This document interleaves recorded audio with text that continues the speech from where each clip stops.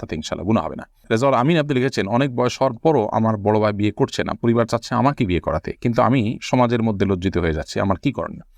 লজ্জিত হওয়ার কিছু নেই। বিয়ে বড় ভাইয়ের আগে ছোট ভাই করলে যে কোনো গুনাহ হয় এরকম না। এটাকে দোষণীয় মনে করাটা আমাদের সমাজের ত্রুটি বরং। অতএব এই সমাজের ভুল ভাঙার চেষ্টা করাটা দোষণীয় কিছু না।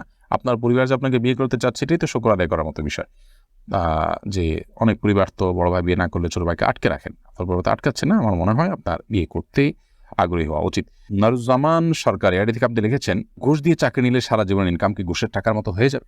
না, ঘুষের টাকা দিয়ে ঘুষ দিয়ে যদি চাকরি নেন, চাকরিটা যদি হালাল হয় তাহলে আপনার সারা জীবনের ইনকামটাই হারাম হয়ে যাবে, ওটা সেরকম না। তবে ঘুষ দিয়ে চাকরি দিয়ে যে অন্যায় করেছেন সেটুকু আপনি হারাম কাজ করেছেন এবং তার জন্য আল্লাহর কাছে আপনাকে তওবা করতে হবে, ইস্তেগফার করতে হবে এবং গুনাহ থেকে বেরিয়ে আসার জন্য চেষ্টা করতে হবে। পরবর্তী যেন আর কখনো না হয় বলে সে চেষ্টা করতে হবে, কিন্তু পরবর্তীর উপার্জনগুলো আপনার এর কারণে সবগুলো হারাম হয়ে যাবে না। শিহাব আপনি লিখেছেন, খাওয়ার সময়